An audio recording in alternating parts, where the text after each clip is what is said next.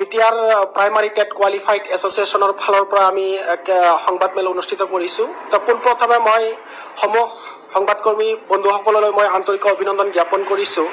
আৰু আজি আমি অতি দুখেৰে প্ৰকাশ কৰিব বিচাৰিছোঁ যে আজি মাঘ বিহুৰ আনন্দ উল্লাস পৰিয়ালবৰ্গ বন্ধুবৰ্গক এৰি থৈ পিনেও আজি বিটিআৰ চৰকাৰৰ বিৰুদ্ধে আমি প্ৰতিবাদ কৰিব লগা হৈছে।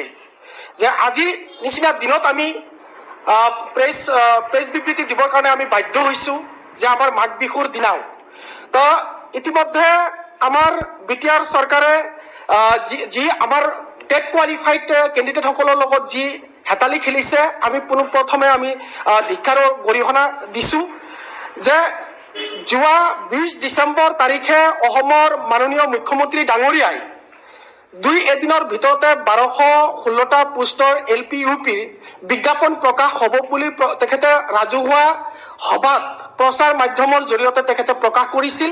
কিন্তু অতি দুখ আৰু পৰিতাপৰ বিষয় যে আজিলৈকে অসমৰ মাননীয় মুখ্যমন্ত্ৰী ডাঙৰীয়াই ৰাজহুৱা সভাত তেনেকুৱা ঘোষণা কৰাৰ পিছত তেখেতৰ কথাত কোনো ধৰণৰ গুৰুত্ব নিদি পিনে, তেখেতৰ কথাক সম্পূৰ্ণ ভেঙুচালি কৰি পিনে বিটিআৰ প্ৰধান প্ৰমোদ বড়ো ডাঙৰীয়াই আজিলৈকে বিজ্ঞাপন প্ৰকাশ কৰা আমি দেখিবলৈ পোৱা নাই। গতিকে আমাৰ এছ'চিয়েশ্যনৰ ফালৰ পৰা আমি অসমৰ স্বনামধন্য মাননীয় মুখ্যমন্ত্ৰী ডাঙৰীয়াক এই বিষয়টোক তেখেতৰ প্ৰত্যক্ষ হস্তক্ষেপ কৰাটো আমি দাবী উত্থাপন কৰিছোঁ যে 1216টা যি SIU এপ্ৰভিয়েল হৈ অহা যি 1216টা পোষ্ট ইতিমধ্যে বিজ্ঞাপনৰ কাৰণে যি প্ৰকাশ হ'বলৈ গৈ আছে, আৰু সেই ক্ষেত্ৰত আমি সন্দেহ প্ৰকাশ কৰিছোঁ যে এই 1200 পোষ্টৰ বিজ্ঞাপন প্ৰকাশ নকৰাৰ অন্তৰালৰ ৰহস্য যিটো, সেয়া প্ৰমোদ বড়ো ডাঙৰীয়াই সঘনাই তেখেতে বাৰে বাৰে তেখেতে মুখেৰে বিভিন্ন প্ৰচাৰ মাধ্যমৰ জৰিয়তে প্ৰকাশ কৰা মতে আমি যিখিনি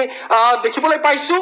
তো সেই ক্ষেত্ৰত আমাৰ সম্পূৰ্ণ সন্দেহ প্ৰকাশ হৈছে যে 1999 চনৰ আৰু 6 মহীয়া শিক্ষকসকলৰ লগত তেখেতে এই SIU এপ্ৰভিয়েল 1216টা পোষ্টৰ বিজ্ঞাপন প্ৰকাশ কৰাৰ ক্ষেত্ৰত তেখেতৰ কিবা উলট-পালট লাগি আছে। তেখেতে যিখিনি 1216টা পোষ্ট আহিছে সেইখিনি পোষ্ট NCT নৰ্মছ ফ'ল' কৰি only fresh TET qualified fresh কেণ্ডিডেটসকলক দিবৰ কাৰণে আমি দাবী উত্থাপন কৰিছোঁ। অন্যথাই এই 1216টা পোষ্টত যদি আপোনাৰ LP আৰু UPৰ কাৰণে যদি তেখেতে প্ৰকাশ নকৰি ইয়াত ভাগ বতৰা কিবা পৰ্যায়ত তেখেতে গুচি যায়, তেতিয়াহ'লে আমি এছ'চিয়েশ্যনৰ ফালৰ পৰা ফেব্ৰুৱাৰীৰ প্ৰথম সপ্তাহতে আমি কি কৰিম, আইনৰ দ্বাৰস্থ হ'ম। তো গতিকে আমি এছ'চিয়েশ্যনৰ ফালৰ পৰা সম্পূৰ্ণভাৱে বিটিআৰ চৰকাৰৰ ওচৰত দাবী উত্থাপন কৰিছোঁ যে চলিত মাহ জানুৱাৰী মাহৰ ভিতৰত বিজ্ঞাপন প্ৰকাশ কৰি সেই 1216টা পোষ্টক fresh candidate NCT norms follow' কৰি তেখেতক নিযুক্তি দিয়াৰ কাৰণে আমি দাবী উত্থাপন কৰিছোঁ।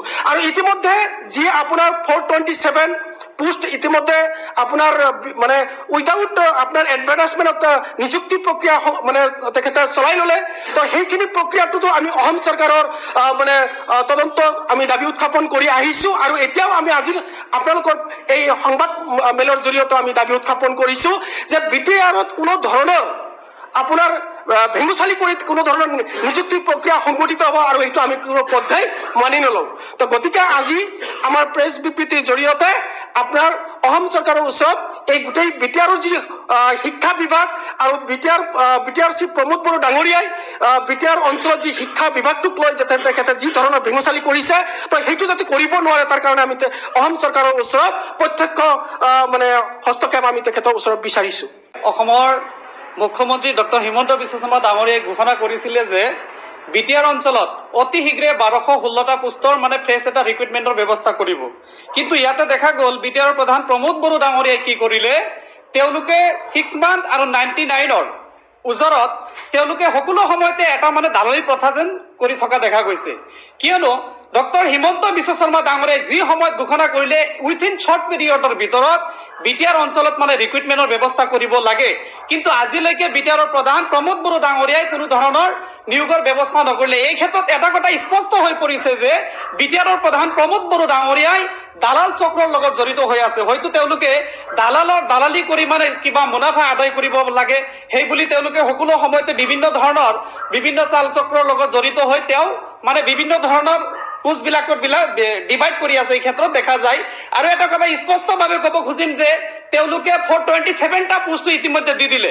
যদি 1216টা পোষ্টৰ ইতিমধ্যে যদি তেওঁলোকে এপইণ্টমেণ্টৰ ব্যৱস্থা নকৰে আৰু ফ্ৰেছ ৰিক্ৰুইটমেণ্টৰ ব্যৱস্থা যদি নকৰে, আমি 427টা পোষ্টৰ এগেইনষ্টত আমি হাইকোৰ্টৰ ওপৰত দ্বাৰস্থ হ'ম।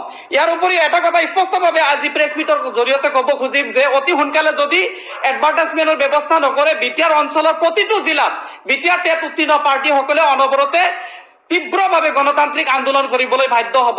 আৰু এটা কথা স্পষ্টভাৱে ক'ব খুজিম, প্ৰমোদ বড়ো ডাঙৰীয়া, আপুনি পাহৰি যাব নালাগে, যদি আপুনি 1216টা পোষ্টৰ এগেইনষ্টত আমাক ফ্ৰেছ ৰিক্ৰুইটমেণ্ট নিদিয়ে, তেন্তে বিটিআৰৰ টেট উত্তীৰ্ণ প্ৰাৰ্থীসকলে হাত সাৱটি বহি নাথাকে। এই টেট উত্তীৰ্ণ প্ৰাৰ্থীসকলে আপুনি ক'ত কেনেকে কোনজন শিক্ষকক আপুনি নিযুক্তি দিলে সেয়া কিন্তু আমি অতি সোনকালে RTI তথ্যৰ জৰিয়তে উলিয়াই ল'বলৈ বাধ্য হ'ম। এতিয়া চাওক, আজি আমি ইয়াতে সমবেত হ'ব লগা হৈছে কাৰণ আমাৰ BTC অঞ্চলত এই বৰ্ষতে তেওঁলোকে যি টেট অনুষ্ঠিত কৰিছিল, সেই টেট অনুষ্ঠিত কৰাৰ পিছত আমাৰ ফ্ৰেছ কেণ্ডিডেটসকলক যি ধৰণে তেওঁলোকে নিযুক্তি প্ৰক্ৰিয়াটো আৰম্ভ কৰিব লাগিছিল, সেই ক্ষেত্ৰত তেখেতসকলে নিযুক্তি প্ৰক্ৰিয়াটো আৰম্ভ কৰিব পৰা নাই। তাৰ কাৰণে আমি ইয়াতে সমবেত হ'ব লগা হৈছে। আমাৰ BTC প্ৰধান প্ৰমোদ বড়ো ডাঙৰীয়াই বাৰে প্ৰতি তেওঁ প্ৰেছ মিটৰ আগত কৈ থাকে বা প্ৰেছৰ আগত কৈ থাকে যে অতি শীঘ্ৰেই আমাৰ SIO এপ্ৰুভেল হোৱাৰ পিছত তেখেতে পোষ্টখিনি ফিল আপ কৰিব। কিন্তু তেখেতে এই কথাখিনি বাৰে বাৰে তেখেতে উত্থাপন কৰি আহিছে, যদিও আজিলৈকে তেখেতে এই ক্ষেত্ৰত কোনো ধৰণৰ ইনিচিয়েটিভ গ্ৰহণ কৰা দেখিবলৈ পোৱা হোৱা নাই। গতিকে আমি দাবী জনাইছোঁ তেখেতে যাতে এই দিশত অতি শীঘ্ৰে সিদ্ধান্ত গ্ৰহণ কৰে আৰু আমাৰ যিখিনি নেকি কেণ্ডিডেট আছে সেই কেণ্ডিডেটসকলৰ প্ৰতি চাই কিনে আমাৰ BTC অঞ্চলত যাতে ৰিক্ৰুইটমেণ্টৰ ব্যৱস্থা কৰে।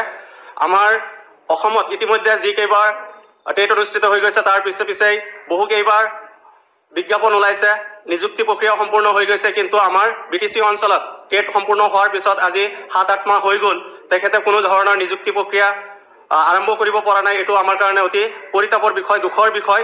গতিকে আমি আমাৰ গভৰ্ণমেণ্টক অনুৰোধ জনাইছোঁ যাতে আমাক অতি শীঘ্ৰে নিযুক্তি দিয়াৰ ব্যৱস্থা গ্ৰহণ কৰে। আৰু তেখেতে যি নেকি অতি শীঘ্ৰে শব্দটো ব্যৱহাৰ কৰি থাকে আৰু উইদিন শ্বৰ্ট টাইম যিটো শব্দ ব্যৱহাৰ কৰি থাকে, সেই শব্দটো যাতে আৰু পুনৰাই তেখেতে ব্যৱহাৰ কৰিব লগা নহয়, তাৰ কাৰণে আমি তেখেতক আহ্বান জনাইছোঁ তেখেতে যাতে এই ক্ষেত্ৰত দৃষ্টি দিয়ে। আমাক যাতে আমাৰ BTC অঞ্চলৰ যিসকল নেকি নিবনুৱা আছে তেওঁলোকক যাতে কৰ্মসংস্থাপনৰ ব্যৱস্থা কৰি দিয়ে, কাৰণ তেখেতে পৰিৱৰ্তনৰ কথা কৈ কিনে আমাৰ এই BTC অঞ্চলত শাসনত আহিছিল আৰু তেখেতে পৰিৱৰ্তনৰ কিছু নমুনা দেখুৱাব লাগে যাতে আমাৰ BTC অঞ্চলৰ যিখিনি নেকি ছাত্ৰ ছাত্ৰী আছে সেই ছাত্ৰ ছাত্ৰীসকলৰ যি কোৱালিটি এডুকেশ্যনৰ দিশটো যিটো আছে সেই দিশটো যাতে উন্নত হয়, তেখেতে যাতে এই দিশত মনোযোগ দিয়ে, তাৰ কাৰণে আমি তেখেতক আহ্বান জনাইছোঁ।